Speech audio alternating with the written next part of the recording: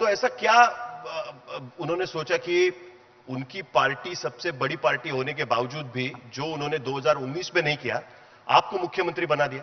क्या कभी आपको कब पता चला कि आप मुख्यमंत्री बनने वाले हैं? क्या हमारे जैसे ही आपको भी अचानक पता चला, हम जैसे शॉक में हो गए कि अरे ये तो कुछ अलग ही हो गया?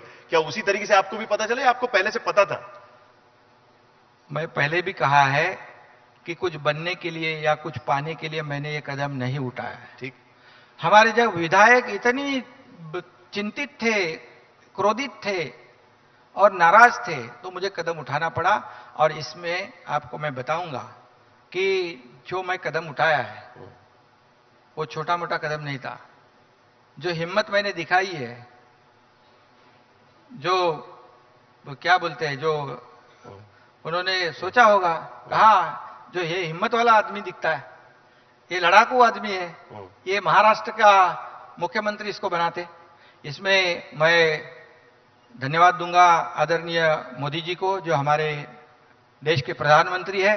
उन्होंने अपने देश की डंका जो है, अपने देश का नाम जो है पूरी दुनिया में रोशन करने का काम किया है उन्होंने और गृह मंत्री अमित भाई ने। और उसमें हमारे भारतीय जनता पक्ष के जो पार्टी के अध्यक्ष है नड्डा जी है, देवेंद्र जी है, इनका सबका सहयोग है। बीजेपी तो कहती है कि दिल पे पत्थर रख के हमने ये निर्णय लिया है। आपने सुना होगा चंद्रकांत पाटिल बीजेपी के अध्यक्ष, उनका दूसरा बयान आपने नहीं सुना, फिर उन्होंने दूसरा बयान भी दिया, बदल दिया, बयान बदल दिया। नहीं, दुरुस्त किया होगा, दुरुस्त किया।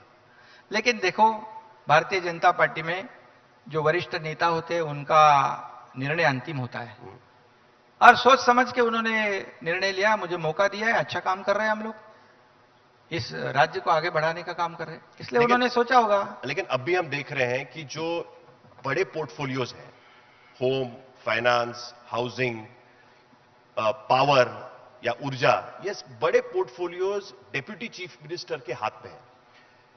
क्या आपको लगता है कि शिवसेना को तोड़ने के लिए आप पर बीजेपी ने आपको आगे किया है कि आप लड़िए, उद्धव ठाकरे के साथ लड़िए और हम सरकार चलाने की कोशिश करते हैं? क्या इसके लिए? देखिए, अगर आपके क्रिटिक्स कहते हैं कि इसके लिए किया गया। बिल्कुल, उनको ऐसा जो लोग एंटिसिपेट कर रहे थे, लोग पब्लिक परसेप्शन जो था कि अभी बीजेपी मुख्यमंत्री बीजेपी का बनाने के लिए तोड़फोड़ कर रही है, लेकिन परसेप्शन देखा लोगों ने कैसे रखा था, हुआ क्या?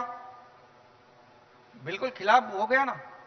और अगर वो चाहते तो उसी टाइम मुख्यमंत्री भारतीय जनता पार्टी का बनता।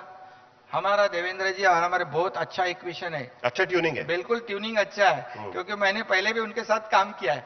वो एकदम 5 साल का उनको मुख्यमंत्री के रूप में उन्होंने काम किया है, अच्छा एक्सपीरियंस है और उनके अनुभव का फायदा आज हमें हो रहा है तो ये सरकार चलाने में। तो ये डबल इंजन की सरकार है या ट्रिपल इंजन की सरकार है? आप भी है, देवेंद्र जी भी है। अभी बिल्कुल डबल भी है और दिल्ली भी साथ में है, सपोर्ट कर रही है। देखिए, जो है सच बोलने का मुझे बिल्कुल ऐतराज नहीं होता। हमारे शिवसेना प्रमुख जी बाला साहब ने वही सिखाया है, जो सच है सच बिंदास बोलो और कोई हिचकिचाओ मत।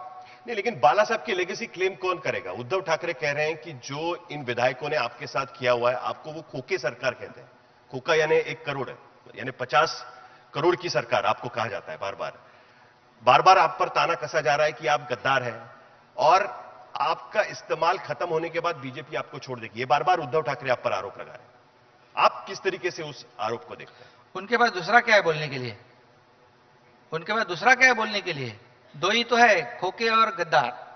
लेकिन हम लोग वफादार है, हम लोग ने क्रांति की हुई है, ये बहुत बड़ा रिवॉल्ट है। और दूसरी बात, क्यों हुआ? खोखे पैसे देके 2, 5, 10 लोगों को फोड़ सकते हैं, तोड़ सकते हैं।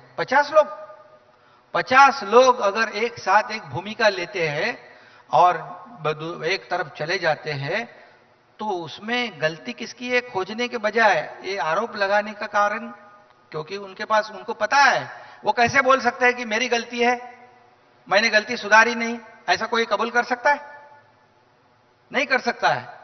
और इसीलिए जो गलती हुई है वो खुद आत्म परीक्षण करना चाहिए। ये 50 लोग क्यों ऐसी भूमिका लिए? जो सत्ता में थे, ये सत्ता को छोड़कर त्याग कर चले गए, तब हमको थोड़ी पता था क्या होने वाला है। लोग तो अनुमान लगा रहे थे, अभी तो उनके शहीद हो जाएंगे सब लोग।